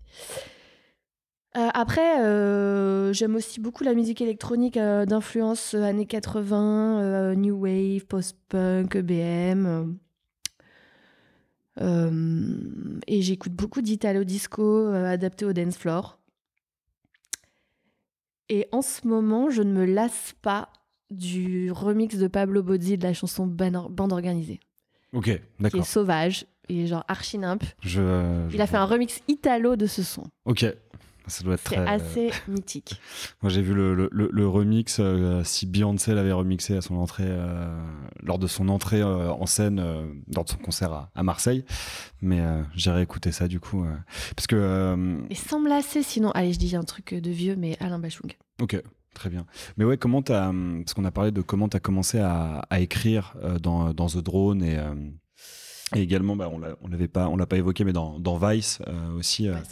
Aussi à l'époque, mais comment t'as construit et t'as développé ton rapport à la musique avant ça pour avoir envie d'écrire sur la musique? Eh bien, ce qui a nourri mon intérêt pour la musique, c'était aussi d'associer la forme musique à quelque chose de plus large de l'ordre de l'histoire sociale et politique. Donc, tout type de musique, et notamment les musiques, on va dire, contestataires, le punk, ont une ascendance politique. Le punk est né en partie en Jamaïque. Sont d'ailleurs, pour le rock'n'roll aussi, les principales musiques comme ça ont été créées par des Noirs. On ne le dit pas assez souvent. Le punk aussi, le ska, etc. Donc de m'intéresser à cette espèce d'approche cultural studies, on va dire, de la musique, a beaucoup nourri mon intérêt. Et puis, je pense que moi, naturellement, je me suis toujours intéressée, donc beaucoup le punk quand j'étais ado. J'écoutais beaucoup de métal aussi, de néo-métal notamment. Et après... plutôt Deftones ou Limp Bizkit? Alors moi, j'étais très plémo, moi. J'étais en France, quoi. Ah ouais, t'étais en France, J'étais plémo, moi. À Donf. On va donc arrêter cet épisode maintenant. Comment? On va donc arrêter cet épisode maintenant. En face de moi, j'ai un métalleux aux cheveux longs qui est vraiment atterré. Bon, j'avais 14 ans. Oui, non mais... Le premier album de Playmo est vachement bien. Et vachement bien, qu'est-ce qui se passe? Ouais. Je suis d'accord. Donc ouais, j'ai toujours eu un intérêt pour la musique, on va dire, aux marges. Et puis après, je crois que je suis arrivée quand même sur la musique électronique. Puis j'ai digué plein de trucs et je me suis passionnée pour le versant industriel de la musique électronique. Ok, ouais. Donc avec les découvertes notamment fondatrices pour moi de Coil, Mhm. Throbbing Gristle, Chris Cozy, qui sont encore pour moi vraiment des gros marqueurs de mon esthétique musicale, que je joue toujours d'ailleurs. Ok. Est-ce que tu mixes? Ouais. Ok. Coil, quand même, grosse claque quand j'ai découvert ce groupe. Donc j'ai beaucoup digué sur l'aspect industriel. Après, j'ai viré sur... mais en parallèle, tout ça, hein, c'est des trucs en parallèle, quoi. Bien sûr. Sur toutes les années 80, le post-punk, j'ai beaucoup écouté de post-punk, de shoegaze, toutes les déclinaisons wave, dark wave à mort aussi. Qui sont toujours en termes de dance floor des choses que je mobilise aussi. Mhm. Et je continue de diguer dans cette direction, mais aussi pas mal de rap aujourd'hui. Ok. Et puis j'ai eu ma grosse phase quand même musique XP, parce que je trouve qu'il y a quelque chose dans les lives de noise et de trucs où tu peux clairement dresser ton petit paysage mental et voir des trucs dans ta tête. Donc j'aime bien ça, et puis j'aime bien l'espèce de radicalité de ce geste aussi de la noise. Un des concerts les plus ouf que j'ai fait, c'est Vomir. Vomir, qui est un Français qui fait du Harsh Noise Wall. Oui, il n'est pas signé chez Crooks. Je sais plus. Je me sais demande pas. s'il n'est pas signé chez Crooks Records, qui est un... J'ai vu ça, genre, on devait être en 2016, dans un festival qui s'appelle le Tapet Fest. Oui, qui est un festival plus ou moins itinérant, je crois. Ouais, alors je crois que ça n'existe plus trop, mais... Qui était, qui rassemblait la fine fleur de la création, on va dire, bruitiste, noise / alter française. Et ouais, donc ils distribuaient des sacs plastiques, on devait se mettre ça, et là, mur de noise, quoi. J'avoue, c'était assez ouf. Merzbo aussi, les Japonais. Ouais. Merzbo, Keiji Aino, c'est des choses quand même assez ouf. Mais du coup, j'ignorais totalement que tu mixais, même si, bon, je suis pas non plus... Mixe pas du Merzbo. Je suis pas non plus totalement surpris. Mais, et sur le versant musique aussi... vu que quand on s'était rencontrés la première fois, tu étais intervenue en tant que programmatrice musicale. Coprogrammatrice musicale du festival Comme nous brûlons. Comment t'abordais la programmation de Comme nous brûlons? Comment tu faisais tes choix? Est-ce que tu diguais beaucoup avant? Ou est-ce que c'était aussi beaucoup en fonction de tes goûts et de ce que tu connaissais déjà? Donc déjà, on était plusieurs et je pense que chacune, on ramenait une sensibilité différente et on se faisait des grandes réunions d'écoute au cours desquelles on composait la programmation. Et donc chacune avait un peu ses influences. Et donc c'était hyper collaboratif et on faisait un genre de patchwork que nous, on jugeait cohérent. Ouais. Pour composer la programmation Comme nous brûlons. Donc moi, je venais plus avec des références XP, type Mariachi, qu'on avait fait jouer, Meryl Amp, Claire Gapen, Terrine. Moi, c'était plus un peu mon angle, on va dire, ou ma sensibilité. Et quand d'autres on proposait plus des groupes de genre plus rock, punk, ou des artistes comme Miss Keta. Je crois qu'on était les premières à faire jouer Miss Keta, qui est une italienne assez déglingue aussi en live. Donc en fait, chacune avait sa spécialité. Et puis on avait aussi des trucs DJ clubbing. Ok, oui. Pas mal de DJ qui jouaient du hardcore d'ailleurs. Plus de 150 BPM. Ou entre 140 et 160. 160, ouais. Donc chacune venait avec sa sensibilité et on composait cette espèce d'assemblage. Ok. Es-tu rancunière? Ouais, je crois. Ok. Désolée. Non, ça va. En fait, je peux être rancunière si j'ai perçu de l'injustice. Ok. Si c'est réglé, ça va. Ok, d'accord. Mais si quelqu'un est malhonnête avec toi... Voilà, mais tout est lié à ma conception assez rigoriste de l'honnêteté entre les gens. Très bien. J'espère que je ne ferai pas d'erreur du coup en publiant cet épisode et en choisissant mes extraits pour le mettre. A priori, je fais confiance aux gens aussi. Bah écoute, c'est un peu... on a déjà un peu abordé la question. Si tu pouvais garder jusqu'à 90 ans, le corps ou l'esprit de tes 30 ans, lequel des deux choisirais-tu? Oh, l'esprit. L'esprit? Oui. Ok. Pourquoi? Parce que le corps, c'est une enveloppe. Enfin, déjà, ça peut se travailler. Non, l'esprit, c'est ce qui est important. Ouais. L'éthique, la curiosité, puis tout ce qu'on construit. Bon, en même temps, c'est vrai qu'à 90 ans, tu as plus de sagesse et plus de connaissances. Ouais, et l'esprit, ça peut se conserver aussi. Ouais, mais ça se perd à 90 ans aussi. Mais l'esprit des 30 ans, il est un peu aventureux quand même. Il est encore un peu aventureux. Donc, pour conserver un goût de l'aventure, Ouais, clairement. tu choisis. As-tu une cicatrice qui a une histoire particulière? Ouais. On en a tous, je crois. Oui. Une cicatrice.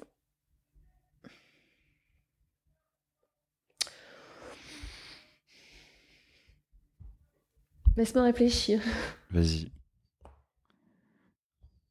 J'ai beaucoup de cicatrices. J'ai beaucoup de tatouages, mais des cicatrices.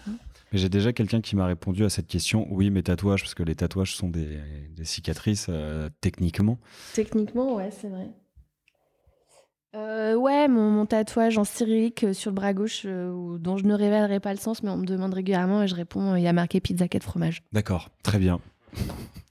Parce que tu développes une passion particulière pour les pizzas 4 fromages? Voilà, j'adore. Ça marche. Je peux comprendre que on décide de se faire tatouer ça en cyrillique, du coup, histoire de créer un peu de mystère. Puis, au moins, si t'es perdu dans le... Dans le Si t'es métro. perdu... Dans le Non, métro mais de si Moscou. t'es perdu dans l'Oural, par exemple, pour un reportage que t'as faim et que tu sais pas quoi dire et les personnes en face de toi ne savent pas parler anglais, tu peux toujours montrer ton tatouage et on te servira une pizza 4 fromages. Ça peut avoir son utilité. Euh, alors peut-être qu'on va réaborder le sujet des cryptos là, ou peut-être pas du tout. Qu'est-ce qui selon toi est légal maintenant et ne le sera plus dans 20 ans?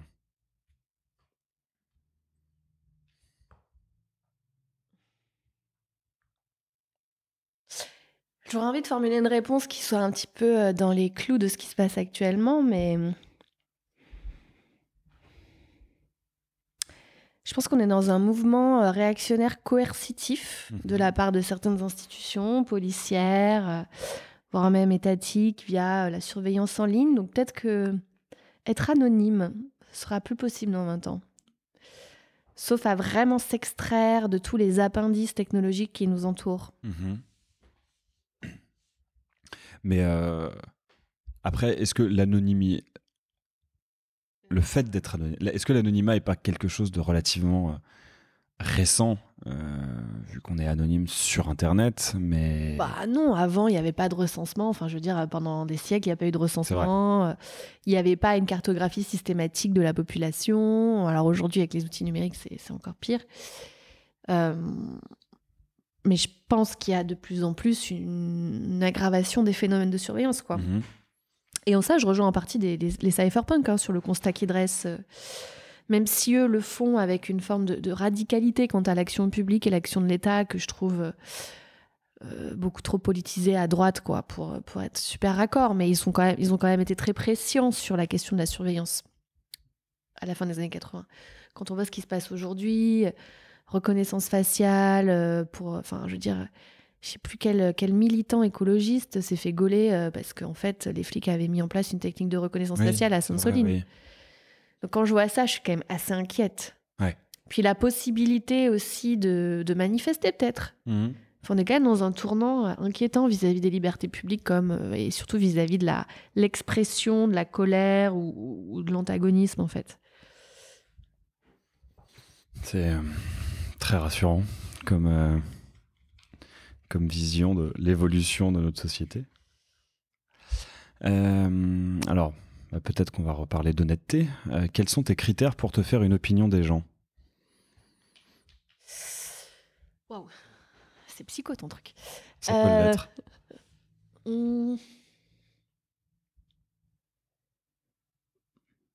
Je suis attentive à. J'essaie de percevoir comment dire, leur socle de valeurs à travers ce qu'ils racontent et peut-être leur affiliation politique. Mhm. Ce qui est relativement aisé, pas toujours, mais souvent on peut quand même. Il y a des traces dans le discours. Et ensuite, je suis attentive à la manière avec laquelle ils considèrent leur interlocuteur ou leur interlocutrice. Ouais. Et à ce qui pourrait transparaître de d'émotions négatives, de condescendance, de mépris, de disqualification. Après, est-ce que est-ce que la condescendance, le mépris, c'est pas plus des attitudes négatives que des émotions négatives? Oui, des attitudes, ouais. C'est-à-dire que, ouais, il existe des personnes qui sont très peu attentives aux autres dès lors qu'il y a une situation de hiérarchie de classe. Donc, j'ai tendance à être très négativement, à considérer assez négativement ce type de personnalité. Oui. Bizarrement, on retrouve beaucoup chez les crypto-enthousiastes. Ils sont particulièrement sûrs de leur élitisme et de leur intelligence lumineuse. Est-ce que tu as quand même... Oui, je voulais poser cette question. Est-ce que tu as... Parce que donc, tu nous as dit que en partie, dans les points de départ, il y avait assisté à cette grande conférence à Londres de crypto-sceptiques. Est-ce que tu as quand même... validé dans une intention que j'avais déjà. Ouais. Qui a validé cette intention que tu avais déjà.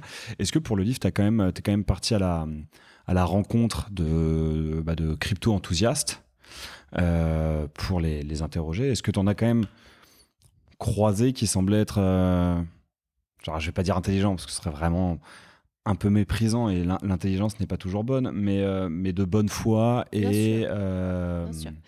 Alors, déjà, moi, je fais pas du tout le portrait des crypto-enthousiastes comme des gros débiles. Hein. Okay. Je fais dans mon premier chapitre une espèce de galaxie de portraits qui insiste bien sur le caractère hétérogène de ces communautés qui sont en tout point antagonistes à certains égards. On peut croiser des traders en costume 3 pièces et des quasi-gilets jaunes. On peut croiser des militants de la gauche radicale et des libertariens forcenés. Donc il y a quand même une cartographie qui n'est pas du tout explicite parmi les gens qui ont de la crypto. Et ça, je veux vraiment insister sur... je n'essaie pas du tout d'homogénéiser ni les intentions, ni les profils. Et par ailleurs, j'ai croisé de très grands nihilistes et de très grands cyniques comme des gens de bonne foi.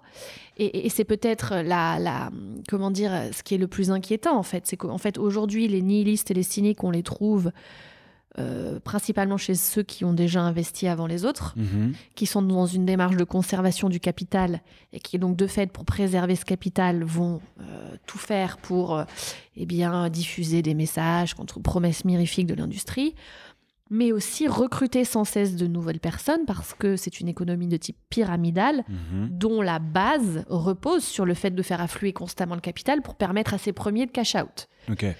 Et chez les derniers arrivés, on trouve les gens de bonne foi. Ces gens de bonne foi qui sont sincèrement, d'une part, touchés par la crise économique qu'on vit toutes et tous, bien sûr, ouais. Victimes de l'inflation, qui ont envie d'arrimer leur destin économique à des perspectives plus reluisantes, en toute bonne foi et en toute légitimité. Et j'ai envie de dire, je comprends tout ça. Et on leur présente les cryptos comme le moyen d'y parvenir. On trouve aussi dans ces populations des plus jeunes, ou pas que, des moins jeunes, attirés par les perspectives d'un enrichissement rapide, sans travail, dans un contexte économique sinistré. Ceux-là aussi sont peut-être de bonne foi dans leur volonté de se sortir de la merde, entre guillemets, pour être vulgaire. Et on leur donne là encore l'idée que Bitcoin et les cryptos vont leur permettre de faire ça. Donc, il y a de la bonne foi chez ces gens. Là où moi, je tire à boulet rouge, c'est pas tant sur eux que sur les architectes de ce système, qui, en tout cynisme, pour la plupart, vont sacrifier les derniers entrants, qui sont la base de la pyramide, au nom de la préservation de leurs intérêts économiques. D'accord. Y a-t-il un sujet de conversation un peu absurde que tu aimes lancer dans les soirées? Un peu absurde? Un peu absurde. Moi, je suis assez sérieuse. Un peu absurde. Je sais pas où est-ce qu'on place l'absurde. On va boire des coups? Commençons par, y a-t-il un sujet de conversation que tu aimes lancer dans les soirées? Ah non, a priori, c'est quand tu es déjà en train de boire des coups. Ah bah j'aime bien parler de politique, sinon... Non, je sais pas là. Et comment tu lances la conversation politique? Tu poses une question ou tu fais une affirmation? Ah non, moi je pars en tirade. Je pars en diatribe. Penses-tu être de bons conseils? Oh, je crois que oui quand même. Ouais. Ouais, globalement. Est-ce qu'on vient souvent te voir pour des conseils? Parfois, oui, parfois. Qu'est-ce qui te manque dans le fait de ne plus être enfant? Ah, l'insouciance. L'absence d'anxiété. Ouais. euh, et la non-maîtrise des conventions sociales qui, de fait, te corsettent. Ok. Parce que tu te sens très corseté par les conventions Alors, sociales. j'essaie quand même de les subvertir, mais elles existent, quoi. Ouais. En tant qu'adulte, c'est un peu difficile de se mettre toute nue, comme ma fille fait des fois devant des cercles d'adultes. En courant avec sur la tête une couronne avec des plumes. Je comprends que tu puisses envier ça. Ça a l'air assez sympathique comme activité.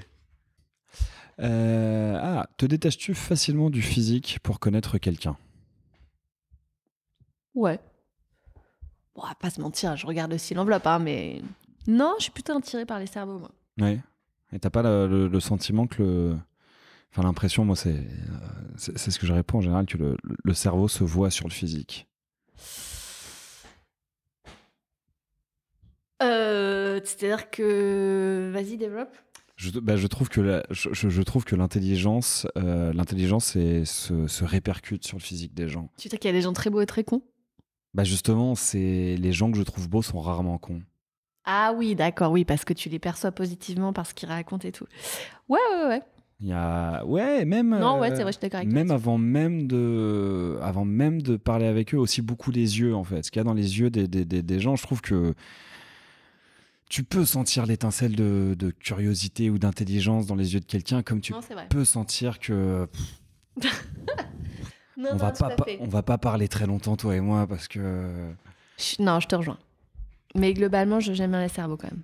oui non, je suis pas en train de dire je ne veux que des amis beaux dans mon entourage. Hein, il se trouve que mes amis sont tous beaux parce que tous intelligents. Quelle est la chose la plus bizarre que tu aies mangée par politesse? Parlons de convention sociale. La plus bizarre. Alors, c'était pas bizarre, mais c'était vraiment dégueulasse. Ça marche aussi. Un mec en date, quand j'étais étudiante aux États-Unis, m'a voulu me faire manger le plat qu'il mangeait dans son état, un état plutôt rural. Et c'était une espèce de bouillie de maïs infâme. Ok. Et lui me disait corn, je sais pas quoi. Et il me disait putain, ça, j'en mange tous les matins, je trouve ça si bon et tout. C'était juste infâme. Dégueulasse. Ouais, c'est le cornbread ou corn porridge, un truc dans le genre. Bah, c'est une bouillie de maïs chaude, dégueulasse, avec du lait dedans. Est-ce que t'as étudié où aux États-Unis? À Berkeley, en Californie. Ok, pas mal. Grâce à Sciences Po. Quelle est la fois où tu t'es le plus trompé à propos de quelqu'un, en bien ou en mal? Souvent au travail, on entretient des rapports factices. Mhm. Et t'es obligé d'être dans une forme de bonne humeur de circonstance et de maintien d'une forme de paix sociale. Et donc de prétendre. Et moi, ça me coûtait beaucoup. Donc c'est plutôt dans des circonstances de travail que je me suis sentie en difficulté par rapport à certaines personnalités. Mhm. Mais bon, je vais pas expliquer qui, quoi, quand, tu vois. Oui. Ces personnes pourraient écouter l'épisode. Bah écoute, on va parler... oui, enfin, pas forcément. As-tu déjà changé radicalement d'opinion sur un sujet? Bah, les cryptos, c'est un exemple. Hein. Comme je dis, au début, j'étais assez agnostique, genre ouais, trop cool et tout. Après, j'ai shifté, quoi. Parce que tes premiers... En témoin de mon livre. Tes premiers textes sur la crypto étaient plutôt... Alors, non, jamais enthousiaste à fond, mais reprenez une forme reprenez un peu ce que me disaient les acteurs sans le questionner fondamentalement, sans aller voir les mécanismes et ouvrir un peu la boîte noire, quoi. Ok. Donc le sujet des cryptos est un bon exemple de ce changement.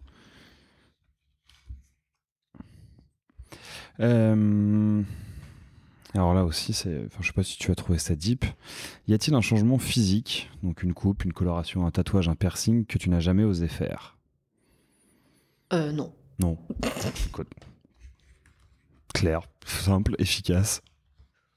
Franchement, j'ai eu toutes les couleurs de cheveux, j'ai le crâne rasé pendant longtemps. J'ai pas mal de tatouages et de piercings. Bon. Ah si, j'ai jamais osé me faire des trucs genre me splitter la langue ou des implants ou des trucs trop dark comme ça. Mais est-ce que ça te faisait envie? Non. Non. Donc, c'est pas vraiment que tu n'as jamais osé le faire, vu que... Ouais. Penses-tu que l'on peut rire de tout? Waouh. C'est un moment qui a été pas ressorti, celle-ci.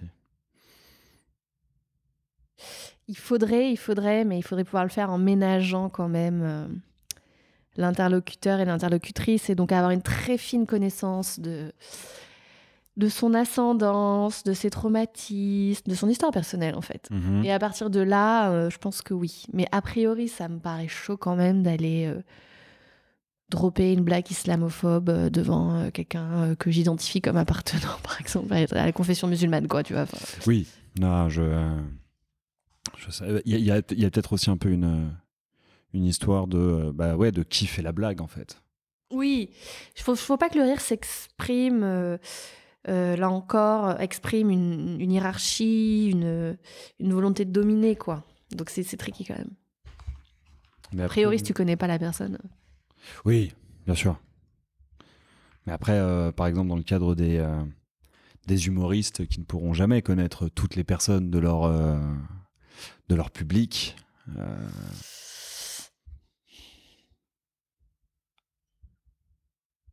C'est une vraie question d'actualité. Puisqu'on est en train de s'éveiller à la question des discriminations systémiques et de quand même la parole et l'écoute se libèrent sur pas mal de questions, que ce soit le féminisme, la question de la race en France, les inégalités sociales. Aujourd'hui, certaines blagues d'il y a 50 ans paraissent totalement déplacées. Même d'il y a 10 ans. Et même moi, il y a certaines blagues me choquent et en même temps, il faut laisser une liberté artistique. Donc honnêtement, j'ai pas de réponse toute faite à cette question. Ok. Y a-t-il une odeur qui te plaît particulièrement? Ouais. J'aime beaucoup l'odeur de certains parfums. Tu me dis lesquels? Non, j'aime bien le truc un peu boisé. Ok. J'adore mon parfum. Qui est Wonderwood de Comme des garçons. Et je pose la question alors que je ne connais aucun. J'aime bien l'herbe coupée. J'aime bien l'herbe coupée. Oui. Ah ouais. Et j'adore l'odeur des figuiers et des figues.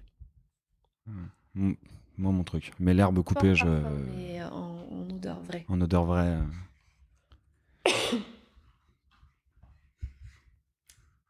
Alors, c'est déjà l'avant-dernière. T'est-il déjà arrivé un événement que tu estimais mauvais au début et qui est devenu positif?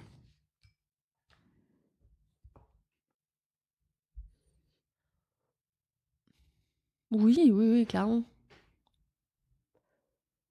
Beaucoup, en fait. Je pense que notre vie est pavée de choses qu'on perçoit comme des échecs et qui s'avèrent être pas si dramatiques que ça. Ouais. Bah, typiquement, mon espèce de move d'aller bosser dans la mode après mes études, genre rien à voir, nimp. Bon, bah, au final, derrière, j'ai eu du chômage, j'ai monté mon collectif féministe, j'ai fait plein de trucs chambés. Et je suis devenue journaliste. Oui, d'ailleurs, j'avais pas rebondi à ça, alors que ça faisait partie de la création de... Après ça, de comme nous brûlons, mais autour de quoi est-ce que autour de quoi et avec quelle volonté t'as créé ton collectif qui s'appelle, tu l'as dit tout à l'heure, Brigade du Stupre. Le cheminement pour trouver le nom a été tortueux. Eh ben, on avait envie de faire des choses ensemble, on avait envie de parler de féminisme et de nous-mêmes acquérir un socle de connaissances sur la question. On voulait s'éveiller ensemble au féminisme, au pluriel. Et on a fait ça avec 5 copines et ça a été des moments hyper exaltants de partage, de sororité, d'activisme et de multiplication d'actions. Et j'ai rencontré certaines de mes meilleures amies, on a vraiment créé une dynamique et tout, et c'était chambé. Merci Pôle emploi. Et comment s'est passée la rencontre avec les autres associations webzines collectives qui a donné lieu à Comme nous brûlons? Copines, ouais. Copines de copines. Il n'y a pas eu un... sais pas comment dire, une internationale des associations féministes parisiennes. Non, il n'y a jamais eu d'international à mon grand regret, mais quand même des scissions et des courants au sein du féminisme. Mais Bien sûr, bien sûr. c'est le problème parfois. Mais bon, comme dans tous les mouvements politiques. Hein. Oui. Mais non, nous, c'était assez... ça s'est fait par rencontre. Et comme je disais, tu es la deuxième personne à avoir fait partie de l'aventure comme nous brûlons que je reçois. Mais toi-même, aujourd'hui, tu n'es plus du tout impliqué dedans. Tu fais vraiment plus de... Non, j'ai plus eu le temps Ouais. à partir d'un certain moment. Et j'avais plus l'énergie de m'investir autant dans un projet bénévole qui était très demandant en termes d'implication. Et j'étais dans une autre partie de ma vie. Ok, très bien. Et alors, la dernière. On va plutôt faire. Quelle a été la chose la plus bizarre qu'un ou une inconnue t'ait dite? On m'a dit un truc un jour qui m'est resté marqué. C'était incroyable. Et comme quoi, j'adore ce genre de rencontres. J'étais à Ménilmontant, en terrasse d'un café qui s'appelle le Eva Pritsky. Je sais pas si c'est encore ouvert. Je vois pas lequel c'est. C'était un café un peu artistique, tenu par cette propriétaire fantasque, Eva Pritsky, qui rassemblait une espèce de bohème artistico-politique du coin. Et j'étais pépouze en train de boire mon café en terrasse de ce café, et un type passe et me dit « Ici, c'est un endroit pour les esprits libres, et vous m'avez l'air d'être un esprit libre. » D'accord. Nice. Franchement, je m'en rappellerai, ça m'a grave touchée, j'étais là, si mère. Et il a passé son chemin ou il est rentré dans le café ou Non, il est passé devant. Il est juste passé devant et il a dit ça. Bah, très bien. Bah, écoute, Nastasia, merci pour ton temps, pour tes réponses. Tu peux à ton tour en piocher 3 si tu le souhaites. Je voulais te poser une question, je sais plus ce que c'est. On va voir si elle revient d'ici...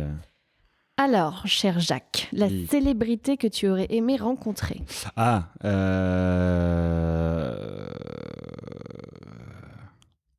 le premier qui me vient à l'esprit, c'est marrant, c'est lié de très très loin à Comme nous brûlons. Je pense que j'aurais aimé... En fait, j'aurais pas aimé le rencontrer. J'aurais aimé le voir sur scène. J'aurais aimé voir Jay Retard sur scène. Parce que... Mais on l'a pas fait jouer, Jay Retard. Non, mais je sais que Retard... magazine qui faisait partie du collectif. Le collectif Retard ne s'appelait pas comme ça en référence à Jay Retard, mais aimait beaucoup Jay Retard et commémorait souvent sa mort. Donc non, je crois qu'il est mort bien avant que Comme nous brûlons existe, vu qu'il est mort en 2009 ou en 2010. C'est ouf parce que tout à l'heure j'ai réécouté un truc. Alors c'est pas Jay Retard, mais j'ai beaucoup écouté Jay Retard.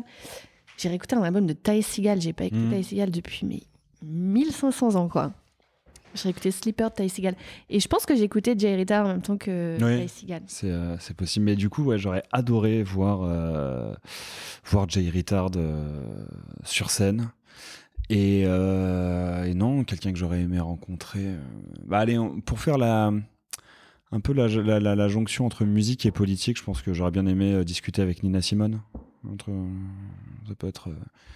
passer un moment avec Nina Simone, ça devait être très enrichissant, je pense. Et puis vu que je considère que la musique aurait pu s'arrêter après elle, ça aurait pas été si dommage que ça. Oh si, on n'aurait pas connu plein de trucs quand même. Oui, on n'aurait pas connu plein de trucs, mais en vrai, toi, qui aurais-tu aimé rencontrer? Moi, un DJ qui est mort il y a 2 ans, que j'aime vraiment beaucoup, Andrew Weatherall, qui est un des mecs qui a inventé l'acid house au UK, et qui était une bible musicale, et au-delà de ça, quelqu'un de très intellectuel.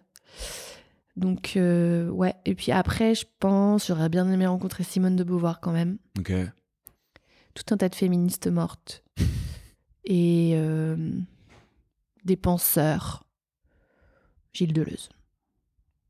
Je connais, pour le coup, je connais très très peu Gilles Deleuze. Je sais qu'il y a son abécédaire, je sais que je tente une fois tous les 2-3 ans. Et Freud pour déconner quand même. Pourquoi pour déconner? Bon, pour le fun quoi. J'aurais bien aimé le rencontrer au 19e. Es-tu sensible à la critique? Parce qu'il y a aussi la question, es-tu sensible tout court? À la critique, oui. Oui. Après, on me fait... quoique, si... Bah, en même temps, je sais pas.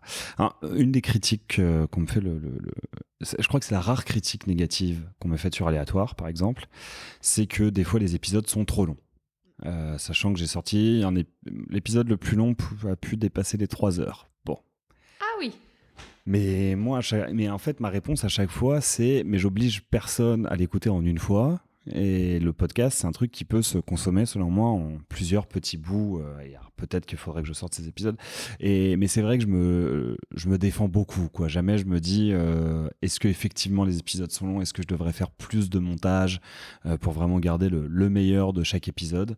Mais en même temps, j'aime bien cette idée de garder les hauts et les bas. Donc, ça fait partie de vraiment ce que je veux proposer avec Aléatoire. Mais ouais, je suis assez sensible à la critique. Et à côté de ça, par exemple, les critiques très positives que j'ai pu avoir, c'est des choses qui m'aident vachement, en fait, et qui m'ont apporté énormément de motivation et qui m'ont permis de pas me reposer sur mes lauriers. Donc ouais, je pense que je suis sensible aussi bien à la critique. Je suis sensible dans le sens ça me plaît pas la critique négative, et je suis sensible dans le sens ça a des aspects bénéfiques à la critique positive.